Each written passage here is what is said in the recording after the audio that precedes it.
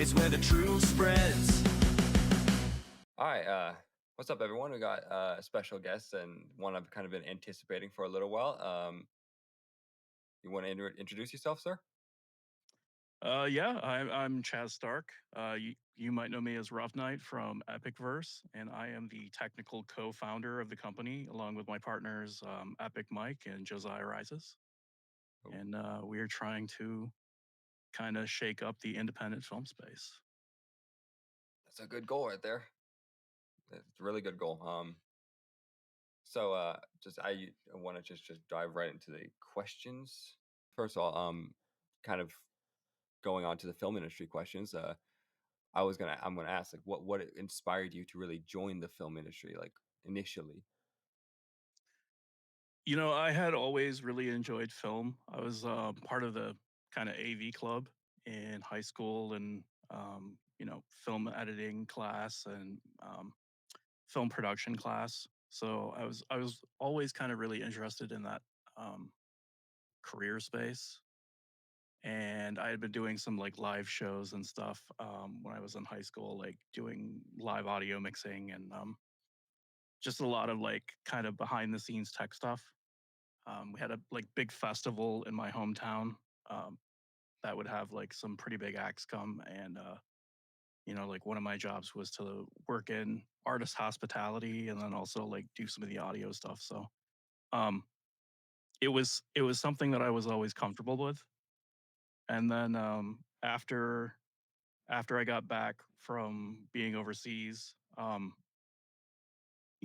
I had the opportunity to go to a class where um, they were retraining people for the film industry here in Michigan. And I thought, hey, this is like the perfect opportunity to kind of get in on this because it's something that I've always enjoyed. Um, Oh yeah, film and is great. yeah, I love watching movies and I love the technical aspects of making movies. And so like it seemed very cool. And I was part of this film production class where I got to do some production design. And in fact, I even met my wife in that class. Um, Oh wow. at the time, we weren't allowed to talk to the talent. We like there was some incident where somebody was like making somebody else feel uncomfortable, and so Oh the instructor was just like, "Hey, don't talk to them at all," which is fairly common in the industry. You just like if you're tech, you don't necessarily talk to the uh, talent unless they speak to you yeah. directly. Yeah, So you're just there to operate and make everything run as it should be, or yeah, as it's exactly. supposed to So be. it was good training, but yeah, I met my wife there, but I never actually like spoke to her or like had any conversations with her. And it wasn't until like many years later when I was like, "Hey, don't I know you from that film class?" And she was like, "Oh yeah." So like that film class had a big impact on my life, in many ways. Well, that's pretty good, and it's amazing how like you can meet someone and like walk by them or have a quick like interaction with them one day, and then like years down the line they're now a big part of your life. Yeah, yeah. I definitely feel like I was supposed to be there. Yeah. So like, did you actually release any like fun like projects during that time, or was that just a Yeah, we filmed a short film that was like a script written by the instructor that he had always wanted to get done, and mm, um, it looked gorgeous. We saw it at our kind of like after class party, but I've never seen it since. Um, it's probably just sitting on a hard drive somewhere in that guy's like garage or basement or something. But it yeah, was it just like was beautiful looking. It was great. so like what aspect did you work on? Did you just work on the I was involved in the production design, so I was like sketching out what the set was going to look like. Originally, um, it's the set that takes place in this like 50s diner that's a little rundown. It's taking place in like the early to mid 90s. mm, So it was my job to to make this set in this soundstage look like a 1950s diner, and I did that. Um, Oh, you know, that sounds honestly cool. yeah, it was a lot of fun and a lot of hard work. I learned a lot doing that. Going around and going to different restaurants and being like, "Hey, do you have any old equipment?" Or tracking down certain pieces in thrift stores where I was like, "Okay, this is kind of evocative of the 1950s. Let me put this in there." Lots of like chrome clocks and all kinds of like really interesting stuff. Hmm. Um, and then yeah, once we got that set lit and we walked on, it was like magic happened. It was amazing seeing something that had come from my imagination and had just been a sketch on paper. Um, like take a three-dimensional kind of trip into reality. It was wild. Yeah, I can I I guess I can kind of somewhat understand that a little bit because like I'm an avid writer. I love writing. It's some of the it's one of the best I guess hobbies I've picked up.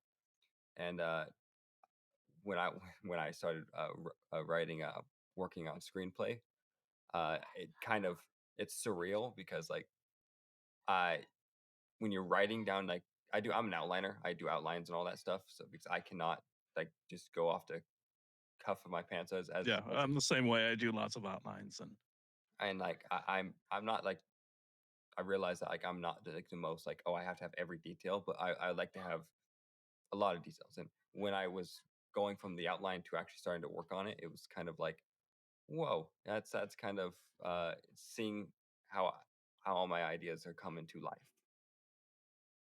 yeah. So imagine that a hundredfold. Yeah, no, The it's moment the moment you see something that you've written in a script and you see it come to life through the effort of dozens, maybe even hundreds of people. It depends on the production you're working on. But like when you see everyone come together and their talents produce that thing that you imagined in your head, it's something very special. well, that's actually pretty great. So, and how long did you work in the film industry? I have been working in the film industry for over 20 years, if you include some of the stuff that I did in high school and stuff. Um, but yeah, like the actual film industry proper, probably since 2008. Wow, So that's it's a pretty been long a time. while. Yeah. So I like was kind of involved with a lot of like independent film before that, but yeah, like big actual studio production since 2008. My first one was Road to Perdition. Road to Perdition with Tom Hanks. It's a gangster movie. oh, I've heard of it. So you worked on the behind the scenes of that one? I did, yeah. So what part did you work on? Was it like a full on like an like overall working on it, or was it just like a specific segments? Yeah, so when I first started there, I started as a production assistant and then in talking to some people during breaks, they found out that I had been doing a lot of this before. And so they got me a job um, as a grip on the electric crew, and I was Mm, able to kind of be be the equivalent of a stagehand on cool. a film set, which is a grip. Yeah, that's pretty cool. So what was the biggest film you worked on, Um, or show, or yeah. Um, Biggest show, like live show I've done is like some Taylor Swift stuff, which is an insane production. A lot of people don't think about the logistics that go into one of her concerts. Um, when she travels around, she has 47 semis full of equipment and wow, 47 platforms and semis? 47 semi trailers full of equipment, lighting, like you name it. It's That it's that's it's I've never really thought amazing. about it that way. No, Yeah, I always kind of wondered what it was like to work on the behind the scenes of stuff like this, but I never actually thought about specifically having 47 semis full of equipment and all that. yeah. That's a crazy amount. And as far as movies, I can't actually talk about the biggest ones that I've been on, but an example of one would be like The Dark Knight.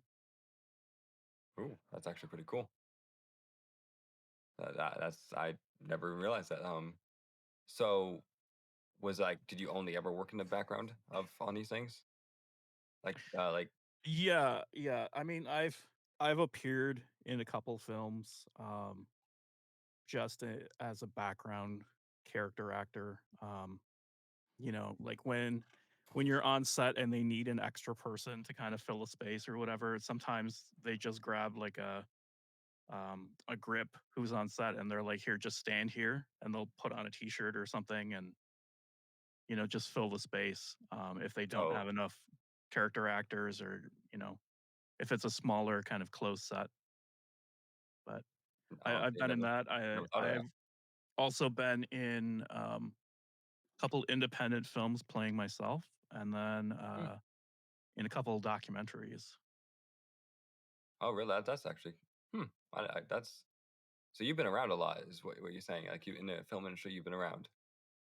I have. I've done a lot of different jobs in the film industry, but all of them primarily kind of in the background doing the tech stuff. Oh, that's cool. So I know like we've chatted before a lot on like on X. Yeah. Um, so like one of the questions I wanted to ask, see if you could explain it better than I can on that I have on this channel was film budgets, particularly like could you like explain like how they work, like all that? Yeah. Yeah. So you have an above the line cost, which is like pre production. And a lot of that is hiring artists, writers, people to kind of come in and flesh out the story. Um, if you're starting from just a core concept or idea, and then you need to have artists come in and do production design work. You need to have artists do, um, like some of the pre-production stuff on the script. Um, there's a lot of drawings that have to be made so that people know what the camera shots are, and specifically can visualize what it's going to look like in the final product. So So I'm assuming you can't talk about the specifics on like EpicVerse and all that, like behind the I, scenes I and all can that. I can speak a little bit about that, but yeah. And then Well, of later course, on, I'm not gonna ask about like when are we gonna get like EpicVerse movies and all that stuff, or but yeah. Well, so as an example, like the last major Marvel movie that came out, I think they were hmm, shooting for about $1 or $2 million a minute. Something like Game of that's Thrones crazy. would would probably be in the neighborhood of like $300,000 a minute or something. That's still crazy. An That's a independent, lot of money a minute. yeah, man. A smaller independent film would probably be like somewhere in the neighborhood of like 3,000 or so dollars a minute. And So it's what we're doing at that's more reasonable. EpicVerse is shooting at probably about $600 or $700 a minute. Oh, wow. So So we you are we are very lean and very mean. well sometimes that works. Sometimes it's better. You it's I'm assuming it's exciting to be working on EpicVerse and all that. Yeah, yeah. I mean, it's really amazing to be working on a project and be having a lot of fun. A lot of film sets are very tense. There's a lot of time crunch, a lot of pressure. But we've been making a conscious decision at EpicVerse to kind of change the environment. Um, like when we have people on our set, they always come up to us and they say, "This is the best set that I've ever been on." Well, And that's good. they just talk about how well they're being treated and how they're not used to that. And it's heartbreaking when you hear all of the stories, but like um people are used to being treated like trash in this industry. And so even giving them the slightest modicum of, decency is a big thing for them. Making sure Yeah, that they have, coffee and um, energy drinks and snacks and just making just sure that like everyone small is things that comfortable. are yeah, Exactly. small things are overlooked that are overlooked by like Hollywood and all that, and it's just like small things that count that matter. Yeah, and little things like not screaming in people's faces or like shoving them around like I've had enough it's of that in my wild life, stuff. so Absolutely. yeah, it's We've all heard that tape of Christian Bale like yelling at that lighting guy, that grip, or and Tom it was Cruise or it was his that. job to move a light. And so the gaffer who was in charge Mhm. of all of the lighting on the set gave him a direct instruction, "Hey, I need you to move that while the actors and the director are doing their thing because you're always working in the background trying to set stuff up. Oh yeah, Even trying to make sure even everything when runs. they're shooting, you're setting future scenes up. So Mhm. you're trying to do that. And It's very active, and there's like nonstop movement, pretty much. yeah, exactly. And so like that guy was just doing his job, following instructions, and Christian Bale got a little distracted and took it out on that kid. And it was nothing that he was doing that was like inappropriate. He was just doing his job. And Yeah, that's that's very very common on film sets in the industry. well, Um yeah, and I also don't actors. want to single out Christian Bale because like he's not the only one. Oh no, it's very common with actors and actresses, because I mean they're the star of the show, so they're probably gonna have a bit more of an ego than, and that's not I'm not trying to diminish them, but like Yeah, yeah, yeah. Hollywood and all that, and acting in general, you kind of need an ego to get where you are up there, and like in to be like a very prominent actor. Yeah, and I mean, like, they're hyper focused on what they're doing. In their heads, what they're doing is the only thing that matters. And so, like, from that perspective, you understand how they could Yeah, react that way because someone is like distracting them from their craft. But you just have to understand that like everyone is just doing their job and they're there for a reason. Um, yeah, You know, I've I had one, actor yell at me one time because, um, we were in the middle of this take, and it was a very important take, and I called cut because, I was out of storage space on my camera, and so we were no longer recording anything, and he was really mad that I interrupted him while he was in the middle of this, like, very emotional take. And he was in the zone and he was like, "How dare you like stop me in the middle of this?" And I had to explain like, "Listen, we could have sit here until you finished and the director called cut, but I thought it was more important not to waste everyone's time and make sure that we had new cards in the camera so that we would actually be capturing what was happening, you yeah, know?" I mean, And so you want to make sure that scenes like that are caught and not just, because right. it could be an amazing performance that is like, but if it's not caught, then it's useless. Yeah, so like from his perspective, I was just interrupting and it was just a violation of hierarchy or protocol. But from the technical standpoint, that was absolutely the correct thing to do because we Mhm. were wasting money at that point and wasting time. Oh, Um, so like it's unfortunately something that happens quite a bit, but like we're trying to change that. We're trying to make things better and more comfortable for everyone. yeah, less feeling like it's a hellhole to be there, and more of a like, oh, I'm proud I'm working here. Yeah, exactly. And then like everyone is working on something that they believe in and to be working on something creative instead of like something soul sucking to pay the bills is a big change for a lot of us. You Yeah, know, no, that sounds like a nice environment right there. the last thing we shot, the director of photography was saying that the day before he had been doing a commercial for a grocery store chain and he had been filming eggs. And so to come onto a set and actually be filming like a narrative and something that actually had a story and was actually Plot. creative. Yeah, Yeah, it's was such a huge thing for him.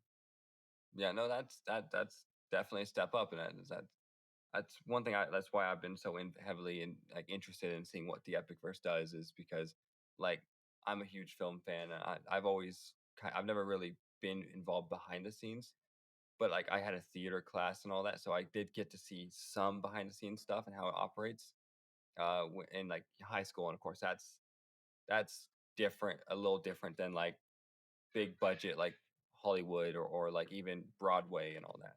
But Yeah, it's but still it still gives you an idea of what it's like, a yeah, little taste of it that, and gives you like a kind of foundation idea. yeah. And And I know like honestly, like it's pretty much exactly the same. It's just there's more people, more egos involved, but more people butting heads. technology. Yeah. Yeah. I know like I've like when I think I discovered EpicVerse through one of Josiah's streams when he streamed like 2 years ago. um and I was very much interested because like I like to see what like this corner of the internet does like creative wise and all that. So I'm very much I've been on board, and I was gonna wear my EpicVerse hat, but I don't know where that went. No worries. I've yeah, I was um Yeah, I'm a and big and supporter of it. and Mike and Josiah have learned an important lesson, right? Like they Mhm. started and they were like, "Oh man, this is way harder than we thought it was going to be," right? Like Oh everyone yeah, thinks, "Yeah, I can go make a film." Like you're a drinker and you think that you can make a short film and you know how to do it and you just jump right into the industry. No. yeah, You need you need to surround yourself with people who have been doing it for a long time, who know how to do it. yeah. Um, No, it you can't just dive right in and make a masterpiece. That's and the most frustrating thing about filmmaking is that the way that you learn how to do it is by doing it, right? You learn how to make trial and film error. by doing it. And so, you know, we basically had to go back to square one and start learning how to, make a film from the ground up. And because we went through that process with Mike and Josiah, like they fully understand what it takes now, and Yeah, no, they're the fully like prepared to. the Blood and Water. When you guys released a trailer for that, I was like, okay, I'm interested. I First of all, it was kind of cool to see like Beardo is in it, and I'm like, that's actually kind of cool. Yeah. Um, but seeing like, because like of course we we see it from the perspective of like of the screen, so like we don't see behind the scenes and all that. So I do Mike and wonder. Josiah and another director of photography had actually filmed a lot of these projects before, and they basically showed me the footage, and they were like, "Hey, what do you think?" And I was like, "You can't show this to anyone." And they were like, "Yeah, we kind of felt like the same thing." Yeah, So we talked about it, and as much as it was a hard decision to make, it was mhm, incredibly painful, incredibly expensive to do this. It was necessary for the process, and so we've yeah, been no, going through and reshooting these projects, um, and bringing them up to like the level of quality that we are willing to share with other people. yeah. So were you introduced to the EpicVerse from the get go, or were you I was not. No. My wife was in a play with Epic Mike's wife, and hmm, so we were hearing about each other, but we had never met. And then I met Mike at a Christmas party one time, and we were kind of chatting and found out that we had very similar interests. And he was like, my buddy and I have been kind of starting this thing. I'd like you to meet him, and we can talk about you know yeah, what we're working on. it's funny how that works. Like you could like how you can just meet people, and then like it's just like how you met your wife, all that. Like it just funny how that works. Like Yeah, I feel like that's for a reason. And I feel like I had that meeting for a reason. I went to meet with Mike and Josiah at a coffee shop, and mhm, I had never met Josiah before. I had never seen his channel.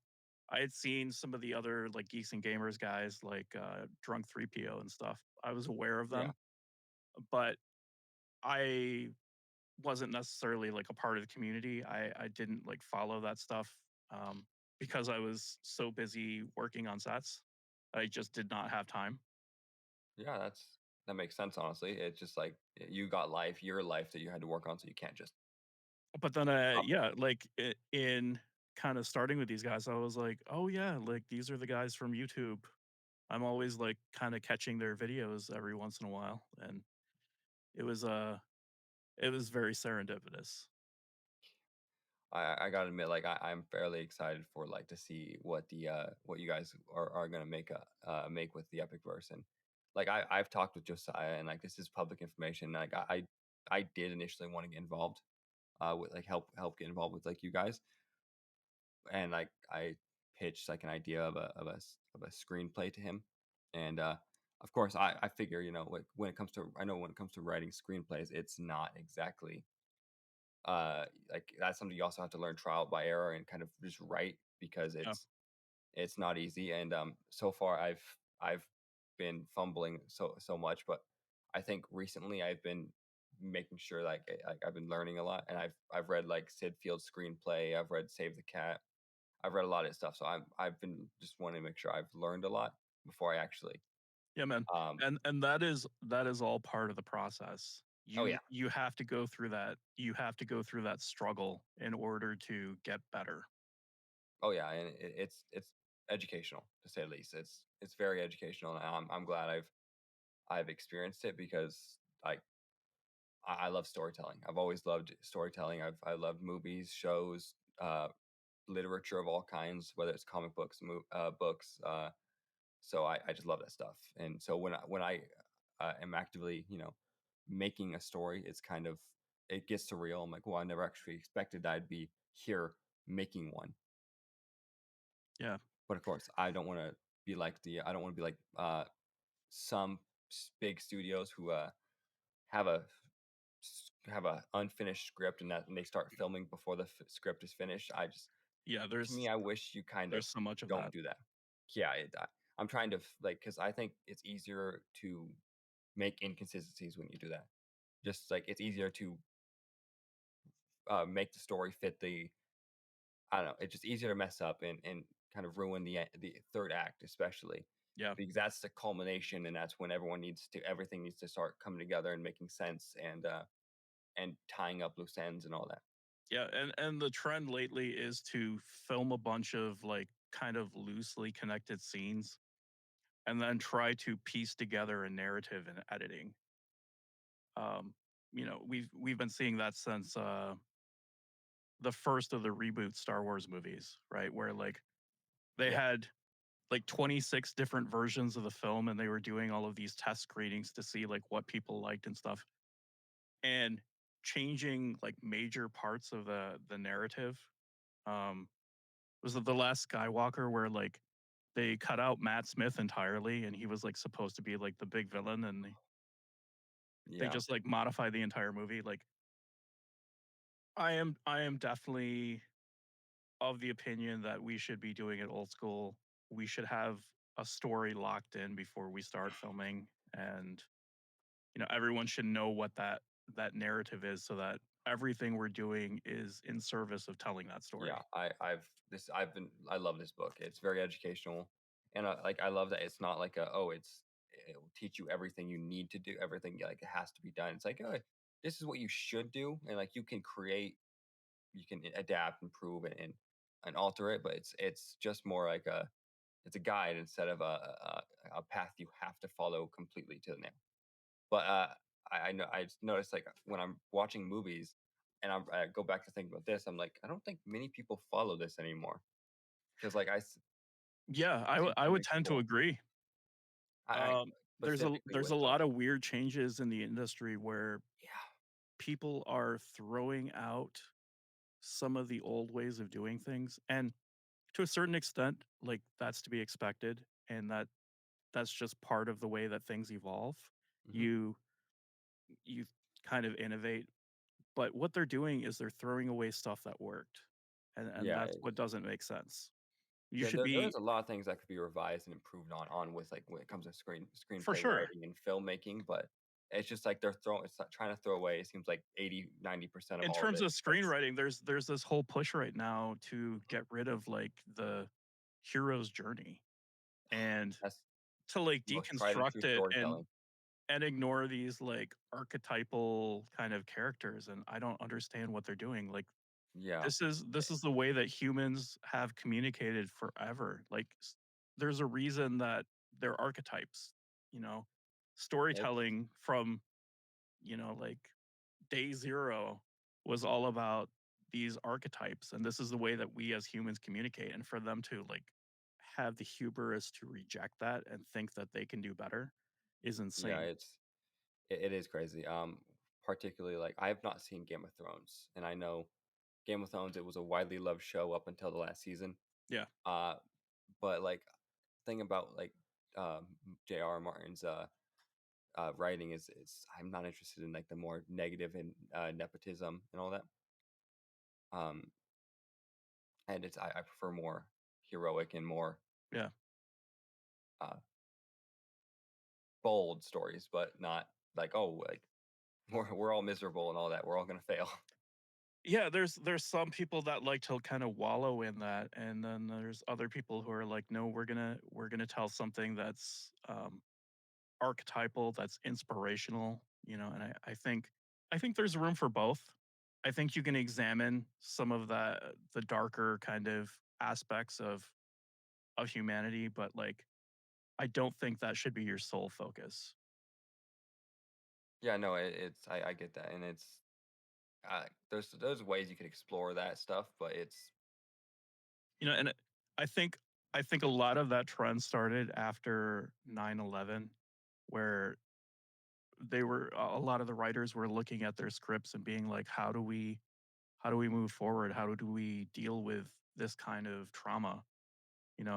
This national shared trauma. And so their instinct was to go a lot darker, and a lot of the characters started to be miserable, and then it turned into a lot of backstabbing and intrigue and stuff like that. And it's like I I can definitely see the demarcation. Like pre 9/11, there was a hopefulness and less cynicism, I think.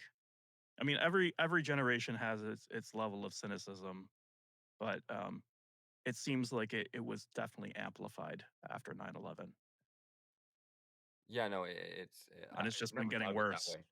Yeah, I never thought about it that way. That's kind of interesting way to put it. And I know like films are some of the best mediums of storytelling from everything I've seen, and I've become a lot more critical about films, about Star Wars, about Marvel, and I want success. That's what I want.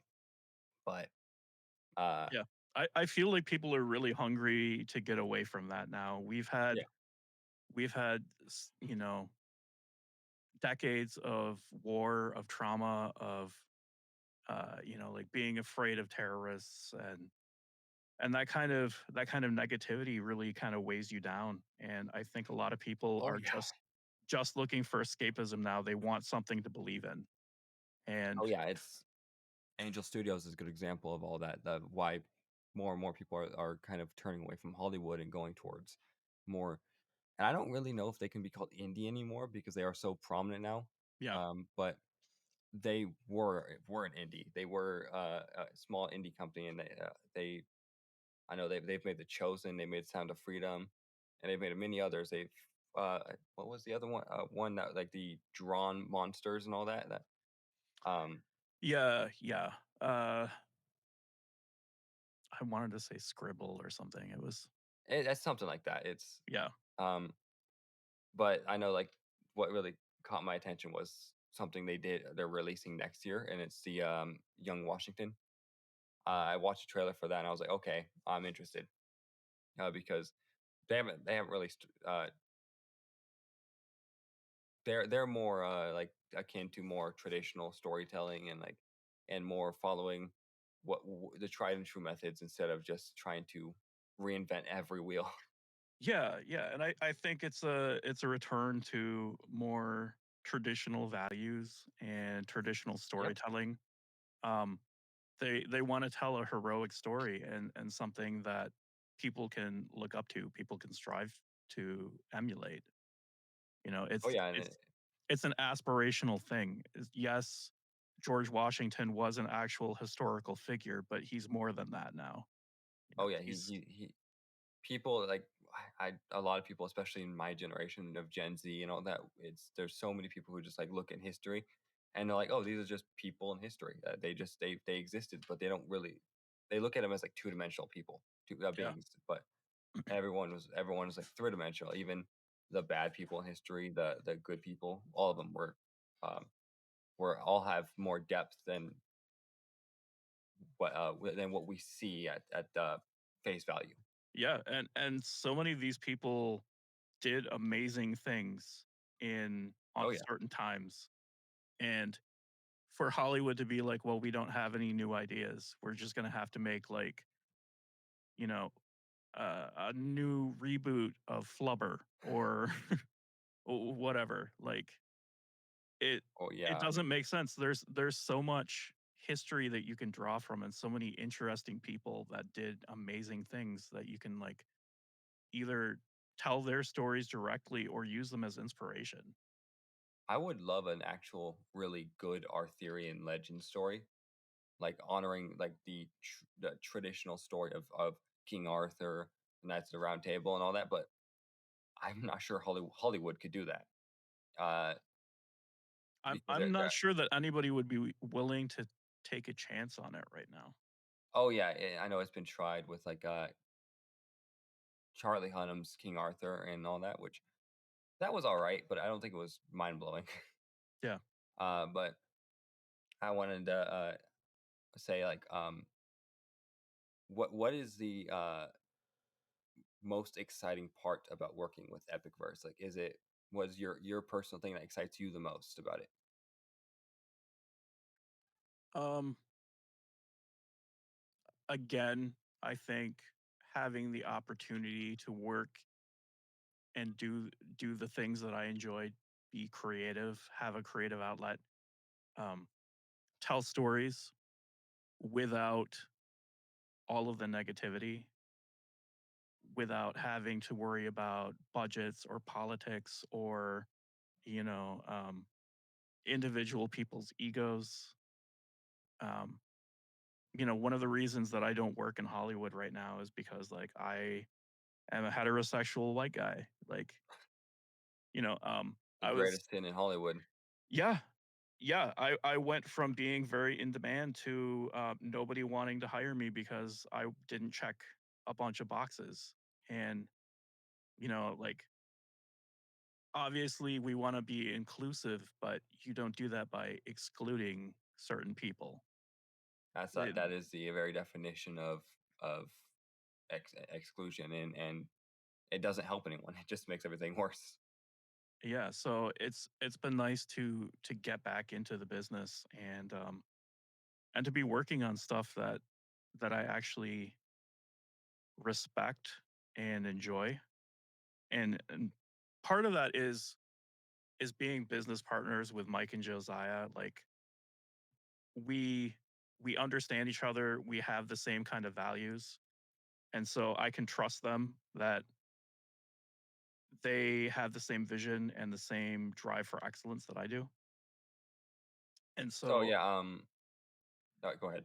no, I was just gonna say, and so um, I can trust that they are going to handle the particular aspects that they're good at, which means that I can focus on the production art, the production design, like all of the technical stuff that I enjoy the most. I don't have to worry about the other aspects. I let You them just do have to that. worry about what you work on what you know, and they work on what they know. Pretty much, it's And there's something very, very freeing about that. yeah.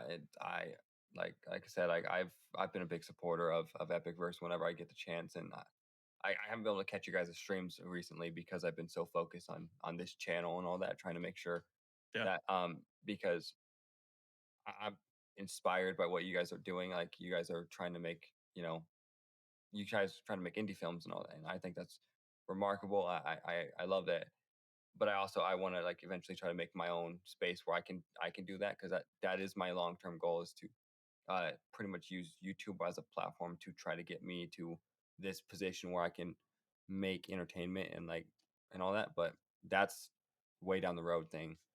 Um, but like I like to learn from people. So like I remember when I was writing my screenplay and I was writing a part of it.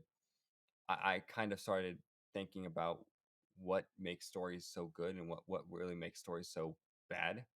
And I kind of started going on a rant about Star Wars in particular, Mm. especially with the sequel trilogy. I was because my belief is Force Awakens has had potential. Everything after that kind of Yeah. went downhill. Yeah, it was very much just a rehash of A New Hope, Hmm. but it was at least serviceable. It was okay. Yeah, and it had potential to expand to like Finn being a stormtrooper who could have been a Jedi was a very interesting concept, but Yep. they didn't explore it. Yeah. Uh, but like I know like I don't really like watching mini shows these days, and I still try to because it seems like so many of them are really bad storytelling because either they're focused on self-inserting or pleasing either a small group of people or just pleasing themselves when it comes to storytelling. They don't really focus on what the audience wants. Is it is do you guys like intend to do that just to talk about entertainment, or like are you gonna just do you We have are fun or we're mainly doing that stream to be engaged with the community. We're working, we're working in the background, working on these movies, and we're trying to get them to a point where we can show them to everyone. And it was getting to the point where it felt like, and we weren't, but it felt like we were being very secretive about what we were doing, yeah? and we weren't engaging with anyone. And so it was really important for us to kind of get out there and talk to people and do the show just so we could be accessible, because part of what we're trying to do is have instant feedback from the community about what we're working on, about the ideas that we're bringing up in these movies, so that you can be like, hey, that sucks. We don't want to see that. Or, hey, this is a really cool idea. We'd like to see you kind of focus on this and turn it into something bigger. Right. That's great. And It's great. yeah, yeah, I think so too. And I think it's very smart because a lot of the big studios can't do that. Right.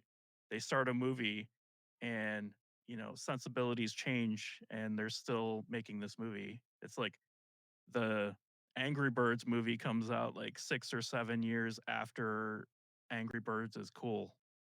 Or like that Slenderman movie that came out like what 12 years after the whole. Yeah. Yeah, It was so it's just like I think we're trying to be more nimble, but like the point is that we were doing it to engage with people, and you know, if we didn't start now, we weren't going to have anyone to talk to oh yeah, when the time came. So, and it we're kind of would have impacted the release of like your of the films a lot more. A lot would have been a lot less recognition and all that. And so keeping in touch with people will when you guys release these films, they people will actually go there to see them. yeah, and it's like a lot of times we're talking about film news or we're just kind of shooting the shit, but like we answer any questions that people have about what we're working on. So like people are free to come in during the show and ask questions, any questions they have about what we're doing, what we're working on, and we will answer it with as much transparency as we can. Yeah, As long as without of course giving away the story or what without, yeah, without specific giving away the story or um, or any saying specific. anything that would affect us legally. Like, Yeah, yeah. I bet it's fun, right? Like fun to be able to actually work on this kind of outside the jurisdiction of Hollywood. Yes, it's very freeing. Um but because we have sole responsibility, it is very easy to be perfectionists and be like, we want every single thing to be perfect. Oh yeah, I've definitely understand that one. There Perfectionism is there's an old saying in the film industry that films are never released, they escape. And I think that's very true. Like sometimes it just it comes to a point where you have to put it out there and you're never really truly satisfied with it. There's always something that you could do better, yeah, something that you wish you had more time or more money or whatever. But in yeah, general, I think that that is our that is our biggest issue right now is we just perfect. want to Yeah, give you guys really good quality content and we're so focused on that. yeah. It's I get that perfectionism, especially when it comes to like artistic stuff or creative stuff. It can be a massive uh, nuisance, to say the least. Because like the reason why like my screenplay has taken well over 2 years now to make is because of perfectionism. I want to make sure it's good and all that. But and so Yep, I get the and perfectionism. some of the all-time greats, like, some of the great writers, they worked on a story for 10 or 20 years before they got that movie made, Guillermo and del Toro, everyone. for example, Yep, Frankenstein, yep, 10 years of making that. yep. So, that's not necessarily a bad thing. Um, you sometimes need to put that kind of time into it to kind of Oh yeah. reflect on it and let it kind of mature as an idea, but yeah. Oh yeah, and so I remember earlier you mentioned like how when you were making the diner set for your film, your Yeah. short film, and you went to other diners and all that, and I remember I've heard a lot of people say when it comes to like storytelling, one of the best things you could do is like kind of if you want to like this guy gave an example. He's like if you want to go on like you want to write a story about it, like an adventure, go on a hike, or if you want to uh, you know, make a movie or a show where the main character uses a bow and arrow, sh- get some training, see how it feels, and all that kind of experience it. Yeah. Yeah, I think if you're gonna tell a story about something, you should understand what it's like to do that thing. You should have a common frame of reference. Um, so if you're telling a story about cowboys, you should probably know what it's like to ride a horse or shoot a gun or, Oh you yeah, know, and that's the kind of research that a lot of people aren't willing to do right now in Hollywood. it's also A because lot of like a lot of them can't even be bothered to do like a 30-second Google search on oh like no, it's what the content is, oh so yeah, I've seen like one of my biggest pet peeves when it comes to entertainment is, and it's something that is done right in John Wick and specifically, is gun work. So it's like in movies, so many movies, like there's pretty much unlimited ammo and they never run out. And I'm like, I don't like that. It just yeah. annoys me. It's and they don't treat it like for example, the incident that happened on set of Rust. They didn't treat it like it was a loaded gun. They didn't treat it like the weapon it was, and it ended disastrously. I think Yeah. not getting in touch and not understanding what you're working with or at least truly understanding can be have ramifications, and in that instance it was sadly death. Yeah. I mean, the person who was acting as Armor was completely unqualified to be there. Oh yeah. And so it's like it could have happened to anybody on that set. Jensen Ackles was scheduled to shoot a scene right after Alec Baldwin, and they found live ammunition in his pistol belt too. So Ooh, it could have been him easily. that's Um, you know, it's one of those situations where there are protocols in place specifically to prevent that kind of thing and you have to follow those very carefully. A lot of things can go wrong on a film set. There's a lot of places where people can get hurt and Alec Baldwin isn't necessarily responsible for pulling that trigger because it was part of what he was supposed to be doing on camera. That being said, he was producer of that film and he was responsible for hiring that person who didn't know what they were doing. Yeah. So it does harken back on him, but not for the reason that people think. It's Yeah. I know a lot of people are saying like, how could he not have like checked the gun and all that and all that before? But and I'm like, initially I was like, okay, I can understand why, but like because like I've shot guns before, so I understand the whole instinct of wanting to check, see if it's loaded and all that. But I'm also like a lot of these actors and actresses and all that, they probably never shot a gun once in their life.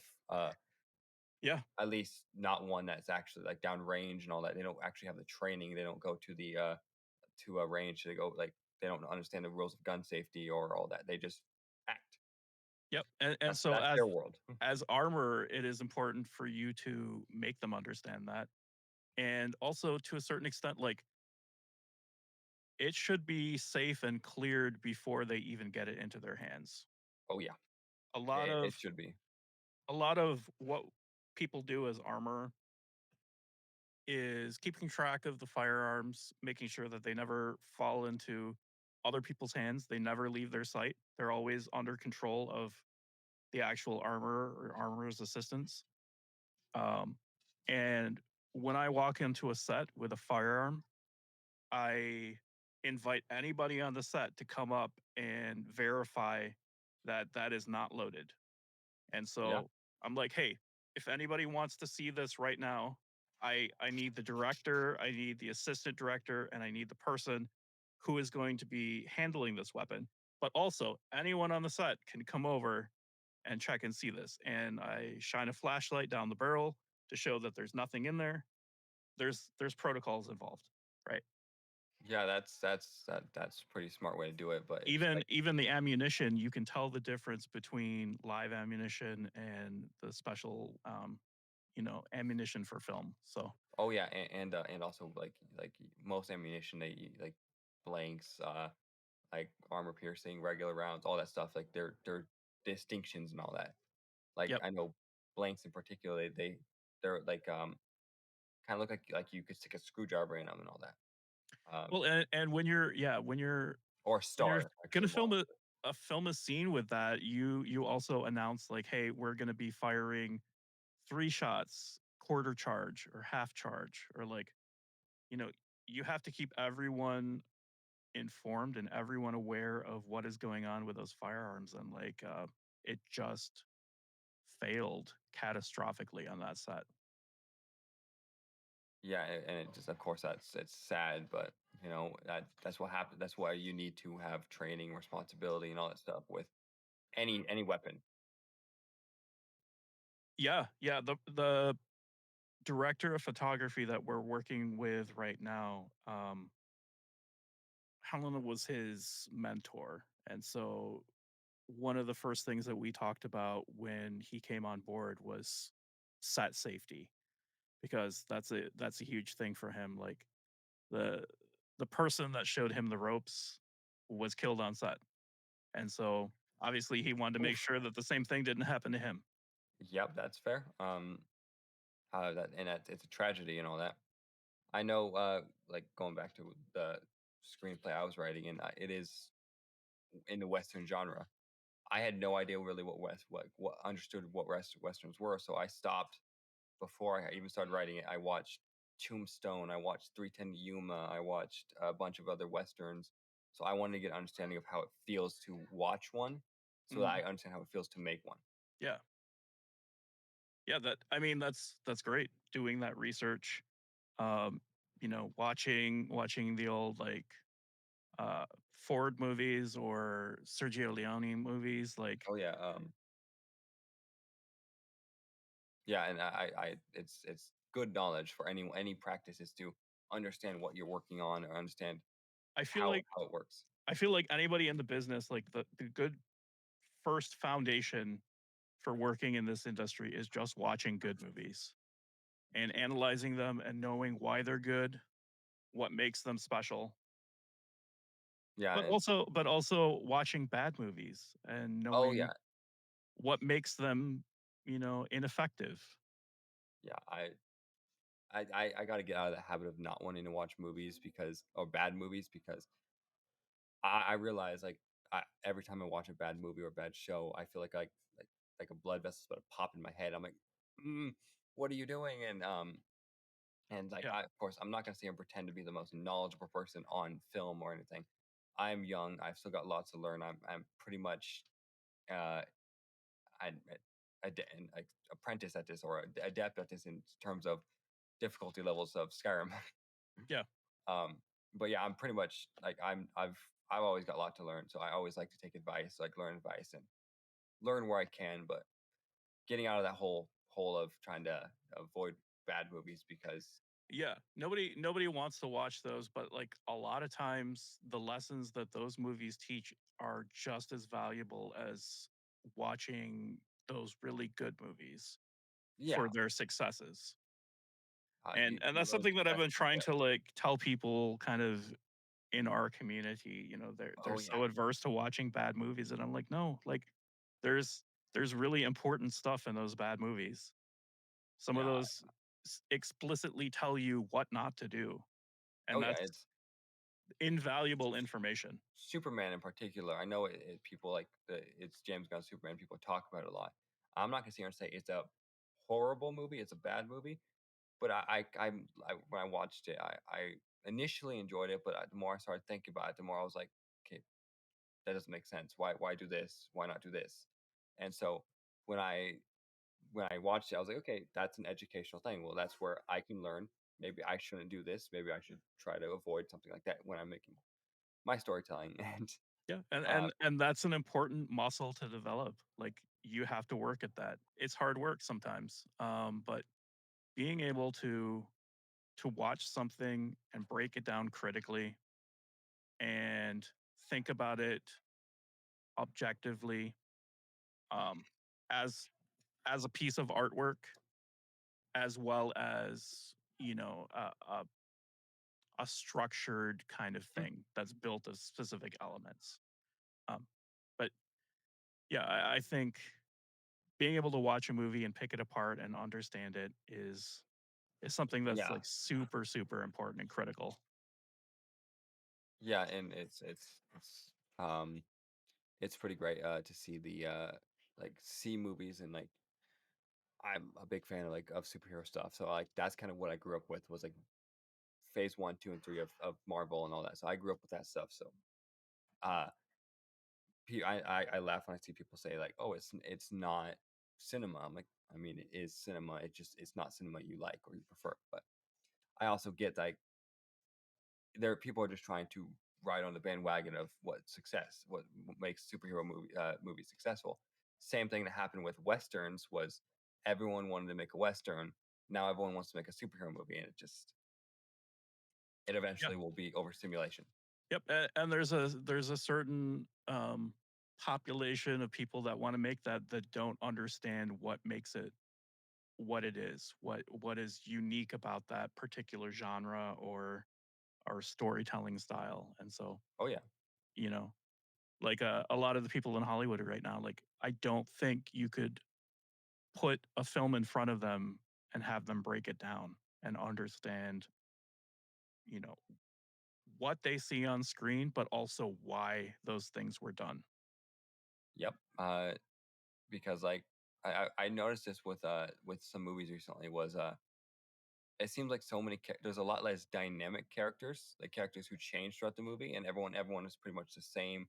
Bad guy's the bad guy, and it's like um pretty much bland kind of two-dimensional characters instead of the depth that would make them interesting. And I know like we already got to an hour, so well I had a question particularly. I don't know if you have the expertise on this information, but I was um recently one of the most iconic movie poster makers had passed away, and I saw your post on it, so I wanted to ask what you think makes a good movie poster. I think I think there's an element of imagination in the best movie posters. You look at it and you want to know more. You want Oh to yeah, know who those characters are. You want to know what they're doing. Um, it's like it's a book something that cover. just, yeah, just gets your mind going and makes you think like, okay, this could be a really cool movie. Um, Yeah. because like that is the first thing that sells your movie, right? Oh yeah, people will say don't judge a book by its cover, but sometimes your first impression is made by the cover, Yep. or the poster or something. So you want to get interested in it, all that. Yeah. And And so like I used to go to our local movie theater, and in the older section of this theater, they used to have all of the old movie posters up. And I just used to walk around ooh, and spend time just looking at those like super closely and examining all of the details and stuff. I And remember when like posters were like in 2010s or in late 2000s, posters were like everywhere. You could buy like Marvel comic posters, Call of Duty posters, movie posters, and they were like a big trend. And now you don't see that nearly as much. yeah, because they're not using those to advertise anymore. They just care about thumbnails, you know? Thumbnails is the new big thing. Yep. I and I have a question regarding like genres, and we've talked about westerns and superheroes and all that. And I was wondering, what do you think currently is the most overrated or underrated genres? Uh, That's a really good question. Um, I think I think there's a lot of room for improvement in the fantasy kind of genre, and I'm oh yeah, including things like Marvel in that. I think, well, I mean, superhero is a form of it's a subgenre of fantasy. yeah, I think people have become too complacent, and everyone is just trying to make another Marvel movie. They're not trying to do their own thing. You know, the people who made like Never Ending Story, or Oh man, Peter Jackson when he was making Lord of the Rings, like he was not trying to be formulaic. He was doing his own thing, and that's super yeah, important. and yeah, and I you mentioned going like people trying to copy Marvel. I know DC is they've been trying to copy Marvel for like 8 years now and have not succeeded. Uh, Yeah, yeah, because uh, because it is just a copy of yeah, something else, and everyone sees it for what it is. If they had really leaned into being original and their mhm. own creativity and bringing their own vision to it, um, I think we wouldn't be talking about them the way that we are right now. Oh yeah, like Think I think about how iconic like Batman '89 is, oh, or The Dark especially Knight. the music in those movies. It's because those directors had vision and Oh they yeah, they made it their own thing, yeah, so and it worked. And they didn't ignore the source material, but they didn't like go one for one with it. Um, like I know specifically with James Gunn, since he's a big subject of the conversation these days, especially when it comes to film, is every time he speaks, I roll my eyes. I'm like, dude, step back, don't talk, at least nearly as much, because it seems like what he says is more inconsistent to what he's releasing, and what particularly like uh, it seems like he also only does one thing. It's kind of copy and paste, and like, and it just yeah, I don't think he has the range that a lot of people think he does. no, I think he's kind of a one trick pony, but I also think a lot of the reason that he is so popular in Hollywood right now is because he is good at playing the game. He's good at dealing with the politics. He's good at dealing with the executives, saying what they want to hear, um, oh yeah, but not necessarily delivering on that. oh yeah, and like one thing I think would have been wise for Warner Bros. To do is with James Gunn initially when they're making the deal was instead of saying, "Oh, we have this whole cinematic universe planned," they should have been like, well, if you have this whole cinematic universe, how about we give you one movie, you make that, and if it's good, we'll go on with it. Yeah, I think the whole that issue is they're that trying would to have been wise. Yeah, for sure. they're just trying to make a universe in one movie, and it's not working. Well, like from the very start, they were super envious of the MCU, and so they were like, "We need to immediately jump into, Justice League instead of giving everyone their own movies, kind of building them up, letting it breathe a little bit." Like, Yeah, yeah, they I they made a they wanted the big, tentpole franchise, but they didn't want to have to do the work to get it. yeah, and they didn't want to have to wait either. Was waiting because that takes time to build a whole cinematic universe like that. But they just want to go from 0 to 1,000 immediately instead of going from 0 10 50 and working their way up. They want to, Yep. And that's and it very indicative of the short-sightedness of the people that are running those studios right now. They're just like, oh "Hey, yeah, give me money," yeah, instead of, "Hey, how can we make a quality product that will make people want to give us their money?" yeah, and like out of sheer boredom, like 2 months ago maybe, made my own hypothetical what I'd do for a cinematic universe for the cinematic DC universe. Of course, I had Superman be the first one, and I had the phase one as I Marvel calls it that. So I just like Superman phase one, first movie, but I figured I was like have Superman, Wonder Woman, or Batman.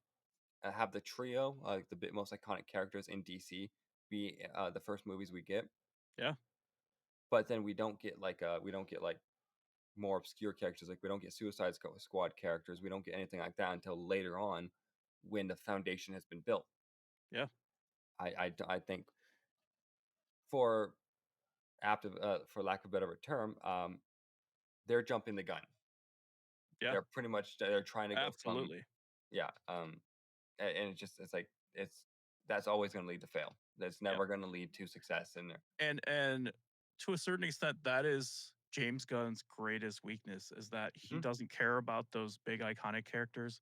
He cares about those really obscure, kind of interesting ones. And so he tends to gravitate towards them. That's why we're getting like Polka Dot Man and Weasel and like uh the studio is Peacemaker. making like, yeah, Blue Beetle and stuff. It's like, you know, Yeah, and like I know that's kind of what they did. Marvel did initially, like they did Avengers, which was the lesser obscure, more obscure heroes, but they were still popular. They weren't like the most niche people, and like you have to dig really deep to find them. They weren't nearly as popular as like Fantastic Four, or X-Men, but they were well known. yeah, And Marvel got that to work, but everyone's like, oh, this means we must go for like the obscure people. I know with Guardians of the Galaxy specifically, Gunn got an obscure group of heroes, made it work, and all that, and now he's just trying to recreate that magic over and over again. yeah. And for people who are fans of those characters, like he did a terrible job of adapting them. Oh yeah, If it you was actually like those characters. But that's his thing. He takes the ones that people don't know about and kind of have something interesting about them, and he redesigns them and makes them his own. yep, and So it gets tiring yeah, because it's just same trick over and over again. and because that is his one trick, when he does that with the iconic characters, people hate it because Hmm. you can't radically redesign those characters. People Yeah, know who they are, what they stand for. yeah, and And it's just it's not going to work. It's like you can't make like a character like Superman be this kind of fit in this kind of context that Gunn likes to make. yeah, because you can't trick the audience because those characters are part of the cultural zeitgeist. Oh yeah, They're part of pop culture, so everybody knows what they're supposed to be like. You can't pull the wool over the audience's eyes, which is yeah, like his biggest trick is like getting the normies to think that what he made is cool, yeah, you know. and it's rough. I know Creature Commandos wasn't a success. Superman lost like $42 million, and Peacemaker hasn't charted. Uh, I'm a pretty big like DC fan. I've never even heard of Creature Commandos. That was I that was wild. I was like, what? I don't even know who that is. I Like, watched the first 2 episodes, I could not watch anymore.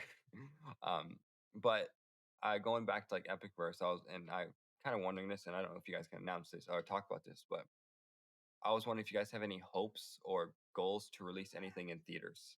Or is that just, like, you wanna be strictly on your platform and yeah, no, I think we would love to have theatrical releases. We're looking at like a multi kind of cleaner um revenue stream from our Mhm. films. So we're looking at international distribution, we're looking at streaming, we're looking at physical media. That's a big focus Oh, because yeah. we know that people are hungry for that. Um, but we would absolutely love to see our movie in theaters. I think, and if we can find a situation where that makes sense, I think we would definitely jump at it. Yeah, and um But we're not going to sacrifice all the other things oh, to yeah. make sure that that happens. Try to find the balance and all that, right?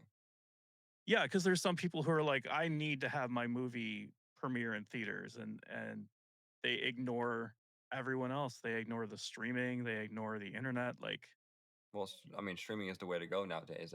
Pretty much everyone's absolutely, doing it, and as much as like I love going to the theater, I love it, and it's always been a personal experience where like it's hard to beat because you're going down, you're sitting down, you're turning your phone off, and you're sitting down and watching something for an hour, 2 hours, 3 hours. And it's a more unique experience. But with like streaming, it's more accessible. Like you can watch on your phone, on your computers, TVs, anywhere, yeah, and it's convenient.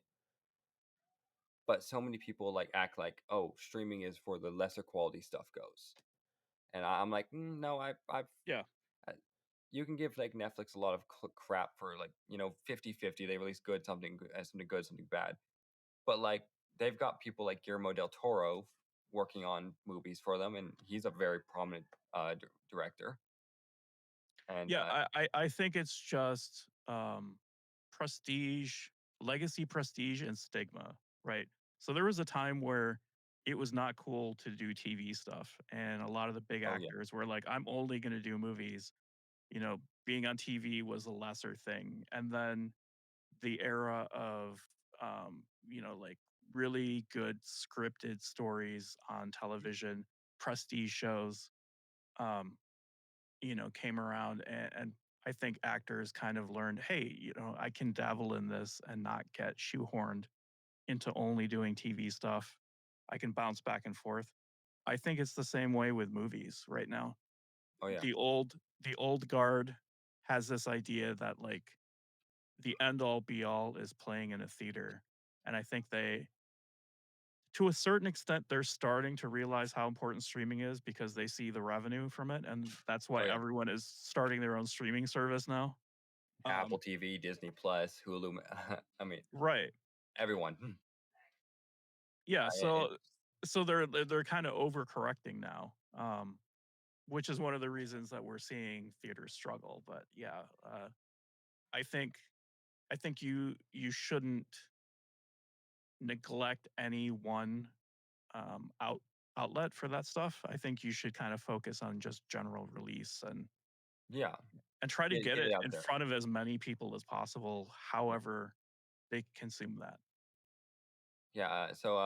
I wonder this because like I've not actually worked on any projects like this, on like war movies and all that. Like, of course, I've got my screenplay that I'm working on, but that's not like working on like a film or TV. So I was wondering what particular like how does it feel to actually complete one of these projects? Like, does it feel like how does it feel like? Is it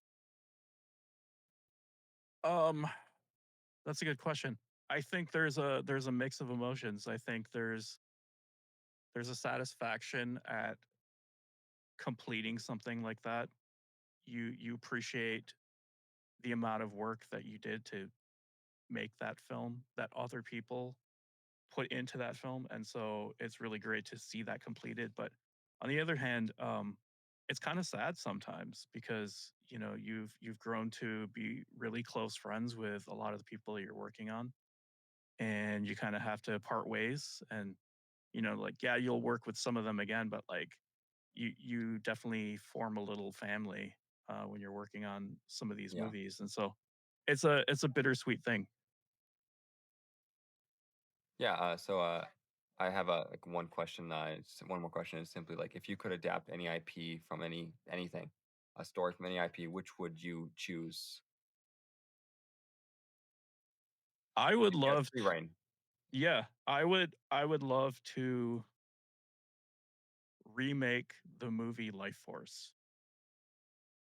I don't think I've seen that one. I don't know if you're familiar with that one. It's kind of a B movie. It's from the 80s. It's kind of a little more obscure, but like the concept of it is brilliant.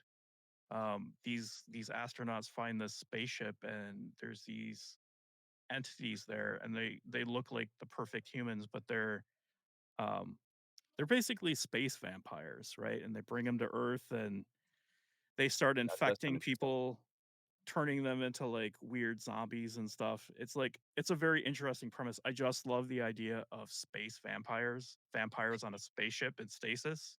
It's Vampires are a pretty cool idea in general. Like, yeah, and so like mixing those things, I think I have a real soft spot for anything that mixes kind of science fiction, hard science fiction, and the paranormal, which is one of the reasons that I love Ghostbusters so much, which is the reason I love like Event Horizon. I think I would make something in that vein. that's fair. I love the idea of like um, old ghost ships in space, right? Like that's something Well, that yeah. we've never seen before is like haunted spaceships. There's not enough of that, and I think No, you're right. We haven't seen much of that. yeah, and I think that is something that could definitely be explored. I want to see like a gothic horror Yeah. movie, but set in space, set in a science fiction environment. I feel like that could work in Warhammer. Yeah. That's a big IP that I really want like Henry Cavill to succeed on. So I kind of got off track when we were talking about movie budgets. Do you want to like circle around to that, or Oh yeah, no, if you want, go ahead. so? What do you want to know about film budgets? Well, just you probably could explain it better than I could. I pretty much say like describe it as movies that are in debt. Like they start in debt when they release. Have to release a 0 point. Get $0 so they can start earning money. But I Yeah, I want to see if mean, you can explain it. yeah, it's all actually kind of a big shell game. A lot of movies, they're very lucrative, but the studio pretends that they're not, so that they don't have to pay people, a percentage of the gross. So like, you might have a catering company or something, and the studio might own that company, um, and so they might charge a little more than they normally would, just so they can write that off and claim that they're taking a bigger loss than they actually are. There's a lot of creative bookkeeping, um, but yeah, I think there's a lot of padding involved in making movies. There's something called a C-47, which is something that we use on set pretty often. A lot of times they'll charge like $13 for a C-47, and that's how you would invoice it. A C-47 is just a clothespin that has been spray painted black. I was just about to ask about that. Um, but yeah, that's a good way to explain it. So there's a lot of padding involved and a lot of money lost just to the pork of the industry system. Everyone has their little gig going, and nobody wants to rock the boat and upset the other people that are also scamming. That's why some of these movies cost $500 million. Ridiculous amounts, up to like 600 million, 700 million. It's And like, that and whoa. that's why we're shooting for, you know, $600 or $700 a minute instead of way more than that. And Instead of and like getting the millions. same quality, you know. Well, I know like nowadays you could buy a like a pretty high quality like camera for film and all that for like a couple $100. Yeah. Yeah, the coolest thing about making movies right now and especially independent film is that the barrier of entry has come down so much. You don't need to be a big studio to have professional equipment to get the same effects. Um, the cameras have never been cheaper and storage has never been cheaper. It's like it's the perfect time to get into it. And if there's anybody out there that like is thinking about making a movie, just do it. Just make whatever, even if it's terrible, Yeah, you can still put it out there and be like, "Hey, I made and this." film with this, and film with Yeah, the phone nowadays. That's how absolutely. powerful these have gone, and it's really really cool to see the potential and like the avenues that are now able to be explored. Yeah, I mean, if you think about it, like this film's in like 8K. That is more technology than Stanley Kubrick had to make The Shining. Like, Which is crazy. That's yeah, crazy. Just and you just have it in your pocket and take it with you everywhere. So like the idea that you can't make a good movie with that is a fallacy. It's ridiculous. yeah, I've been trying to like kind of explore like take more pictures of like environments out when I get a chance, just to kind of start getting a mind for like like cinematic perspective or Yeah. Yeah, developing that eye for film is super important. yeah, and I know when I'm writing, I can imagine like visual imaginations, like visual cues and all that. I'm like, I'm not a cinematographer, just work on the story. Because I keep like, well, maybe I should do this, maybe I should do this, or maybe I should have like an actor do this if I'm making a movie. Yeah. Yeah, I think there's an interesting method of learning film, and that's when you look at these movies, you don't just watch them for entertainment, you break them down and you learn them scene by scene. And from a visual aspect, you can say like, hey, this is the lens they're using, these are the camera angles they're using, and go through the entire movie and do that. When you can learn that, you'll understand the visual language. When you can do the same thing with the script, when you can quote the script, when you can understand why the writer chose those words for those characters, um, you'll have a better understanding of the business. And I think you'll have the talent at that point once you've earned it and you've gone and done the work. You'll be able to do some really good stuff. Yeah, no, and that's the thing. Like when I'm reading like Frankenstein and all that, I'm not just learning. I'm learning how to like understanding of novels and all form of storytelling because it gives them better understanding overall. Yeah, Frankenstein is a great example. Mary Shelley does some really amazing things with the pacing and the narrative, and like just breaking that down and being like, what did she do? Is a very cool idea. Yeah, I think I got to chapter 11 or 12 so far, and I'm loving it. It's one of the best stories I've read in a while. Yeah, and what's crazy is that that was like her first story. That was her first foray into writing, and she like nailed it. That was crazy. Yeah, it's I read a Dracula too, which is very educational because like Bram Stoker is I his understanding his vision was great too. Yeah, I think there's a lot to be gleaned by reading reading great literature, watching great movies, and just getting an idea of what that rhythm is like, either visually or in terms of dialogue. Yeah, and it's like I know when I see some people writing stories and all that. Like one thing that people like I've seen a lot less of is people are not applying the show don't tell method anymore. They're like, oh, we're gonna tell the audience what's going on instead of showing them. And I'm like, you gotta trust that the audience is smarter than you. And I I think you should trust that the for the most part the audience is going to be smarter, and if it doesn't work for everyone, that's okay. Yeah, no, and it's not really meant to work for everyone. Exactly. It, it's it can't make work for everyone. But yeah, like I said, I don't got any more questions. So if and you've explained like the budget thing pretty well. So if you I got don't. Yeah, I mean, yeah. In terms of like plugs, I would just say, you know, watch EpicVerse Uncaged every Thursday at 8 Eastern Standard Time, and yeah, keep an eye on EpicVerse because very soon we will be,